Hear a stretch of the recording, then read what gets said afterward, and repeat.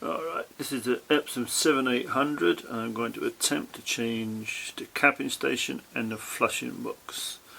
Can't really find any guides on doing this, so I'm just going to have to go for it, see what happens.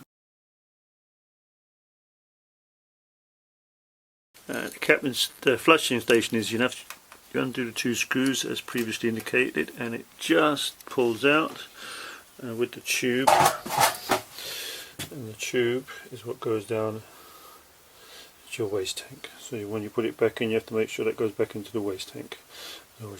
Recently I broke a 7800, and this is the attachment where the capping station goes into. It's sprung mounted. There's a spring inside here. Inside here there's a spring. It goes up and down.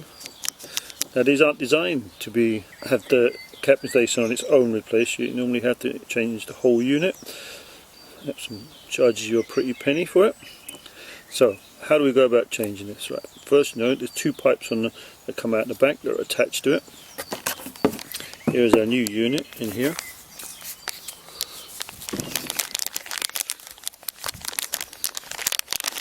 This was ordered from China. Not particularly expensive. I think it's about £11 each. I've got two of them, so these are the ones from China. So I'll put it back in because I'm not going to change it onto this unit. I'm just going to show you how to do it on this one. So this basically just goes up and down on a spring. These are here. This bit here is the retainer that stops this falling out. So in theory, if we release these tabs here, you can see them. We have some tabs here. 1, 2. If we release these, then this should just come out. Let's give it a go.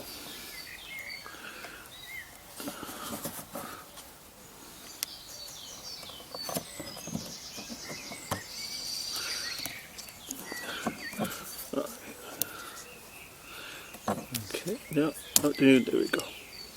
Did you see that? That was magic.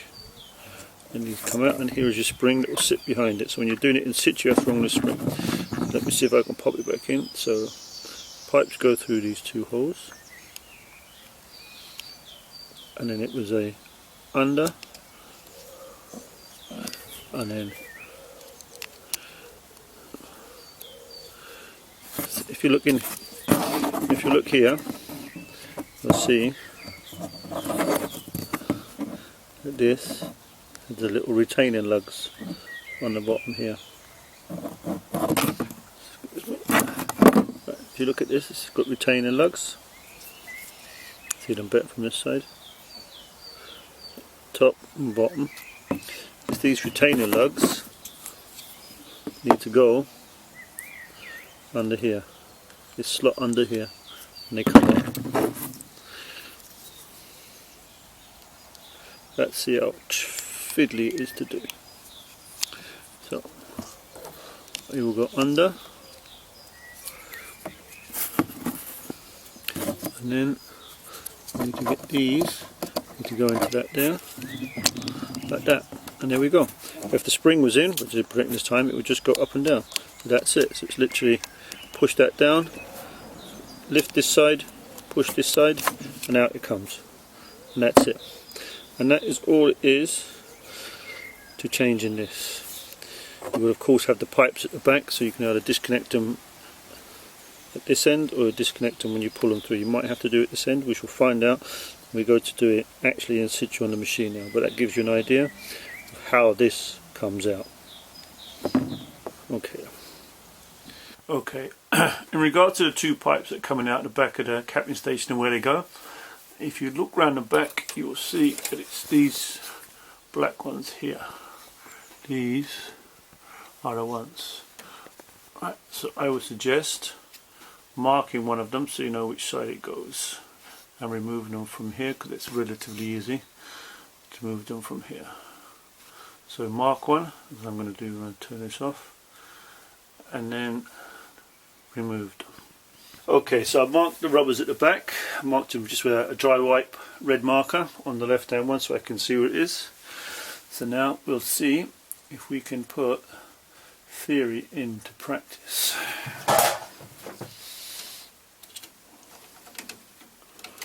And there we go. Let's see. That was just easy enough. Just a quick down and out. There's the spring.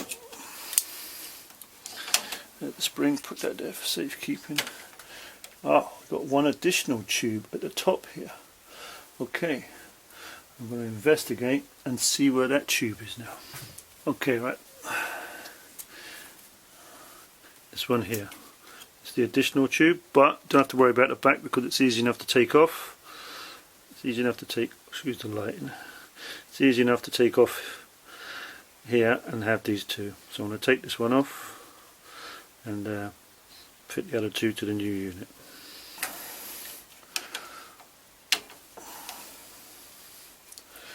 So there we go, disconnected. This is it. I'm going to put these tubes on the new unit. There's the additional one up here, make sure it doesn't pop back in. Let's go. Okay, here's the new unit. I put the pipes on. I clean both the pipes. I change them one at a time and make sure they're both pointing upwards as they came off. I've also remarked the right hand one just to make sure. So this is going to be fiddly, of course, but I'm going to attempt to put that rubber on the top one.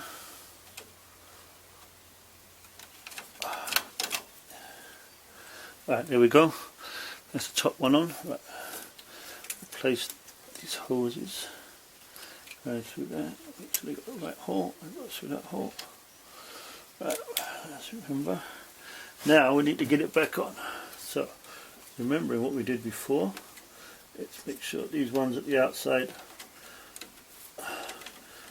This side here, you go over the sliders. And this goes down to the bottom. And one thing, I forgot to put the spring in. Of course.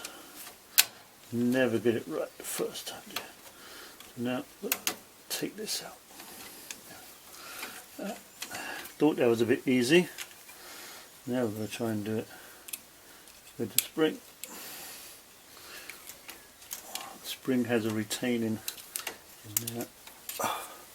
Okay, right, this spring, as I thought, was going to be a fiddly, so I'm using a pair of tweezers here to locate it in the slot. Hopefully. In the slot on the back of this. It's difficult to see. I'll have to move in front of the camera here. I put it in there and I'm wiggling it and it's not moving it with my finger, so that's in the slot. So again, ensure that this left hand side goes over the slots, otherwise it won't work. Yeah, it's a bit more tricky with the... There we go, and there you go. New capping station is in place, springing nightly. I'm just going to have to go behind and fix the tubes onto the parts using the correct positioning, using the marked rubbers. Okay, before I put the new flushing box back in, as you can see, here's the flushing box, new flushing box. I've just swap the tube over, and it's all ready to go. I'm going to put a new pad in, all pad, and clean up round here. This, where this pad is held, one screw just down here holds it, stops it moving, and you pull it forward and it comes loose, but you can't get it right out because you got here, there's two lugs that keep the cable, that are cable holders. You can normally pry this first one by twisting it like this, and the first one will come out. As you can see, it's all dirty behind this. I'm going to give it a little clean, and then you can pop this pad out.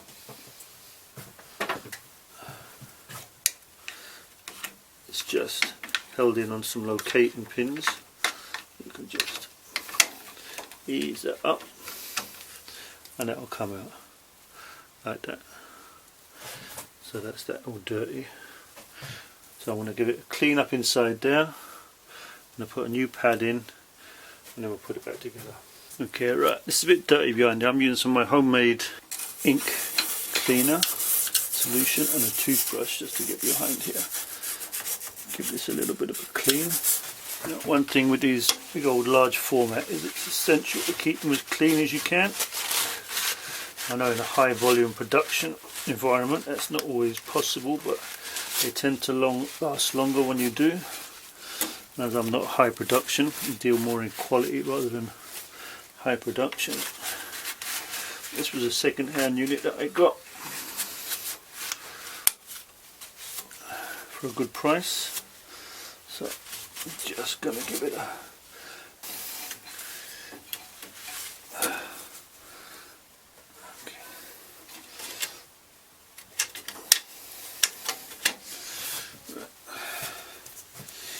there is some just inside here. I would say that this unit was probably had some what amount of dust in here. It was doing canvas or at some point particles.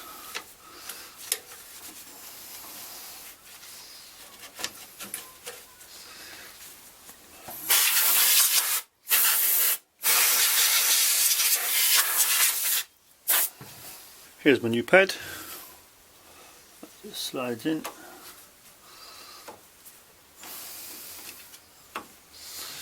Get on the pins and just press it down. A bit of stubborn going down there, of course. Screwdriver, make them a little bit. Just going to open them up a little bit just so they go on a little bit easier.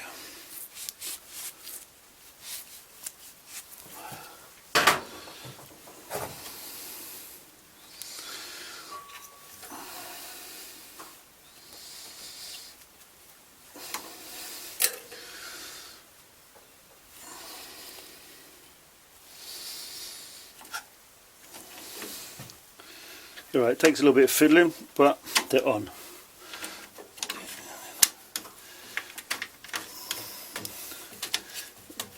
It's back into position. Like I say, it slides in there. I don't bother returning this lug to hold the cables because the top one holds them fine. It's just messing around and fiddly. And slide that back into place, and then I'll put the screw back.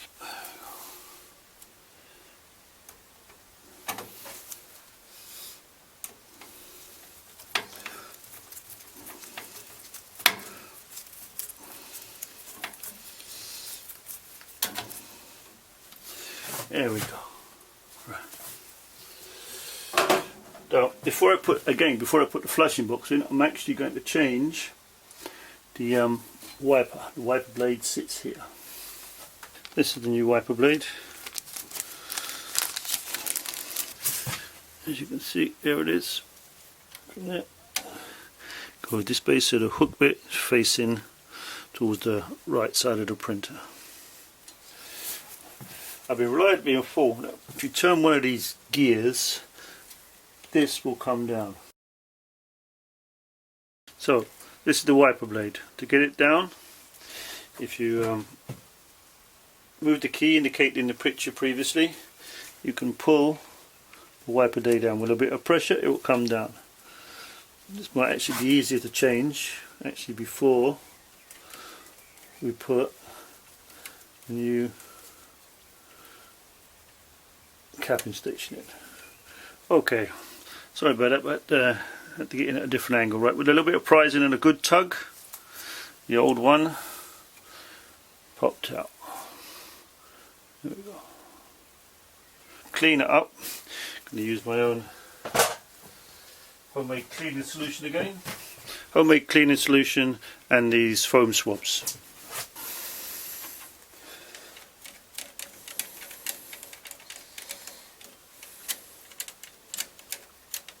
Here we go. Here's the new one. You have to remember, put a little bit of cleaning fluid on there because it's got some a little bit of lubricant in it. And then that, just in there, and push, Okay, so there's the new flushing blade in. It's a bit softer than the last one, so hopefully it'll actually work fine. You have to move the flushing up. Again, we work with gears at the back. There we go, and up it goes into place. I refer to the previous photo previously to which gear to touch. So now we just need to put a flushing box back, and that requires remembering which way it went. Right, you have down here a little hole which the tube goes through. That's locating down there. Tube goes at the bottom. Slide it in. You'll have to make sure behind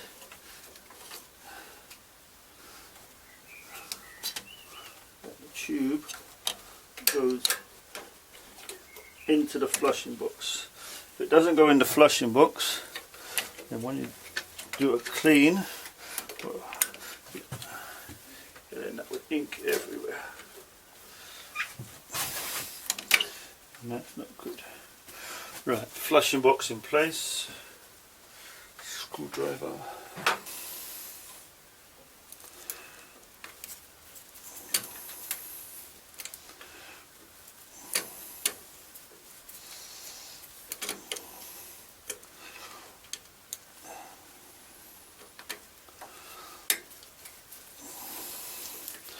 Magnetic screwdriver would be easier with this, but I haven't got it with me. No.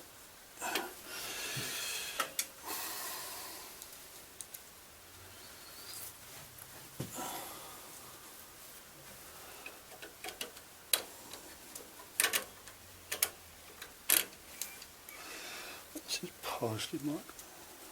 Excuse my mumbling, I often talk to myself while doing this stuff.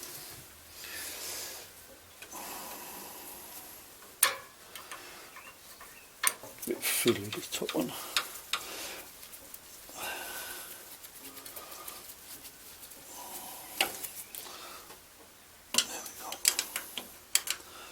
There we go.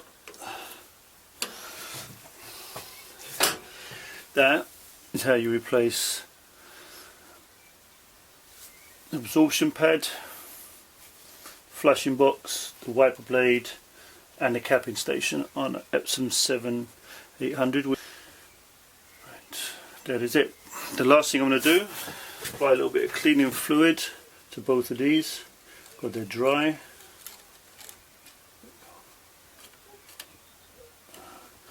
Before we start it up. That's it, just check your tubes at the back and everything else, and you should be good to go. I haven't covered disassembling the side, simply because if you're going to go this far, you should have been able to work that out, and there's plenty of videos doing that. It's not difficult. Okay then, right, hopefully I'll see you in the next round.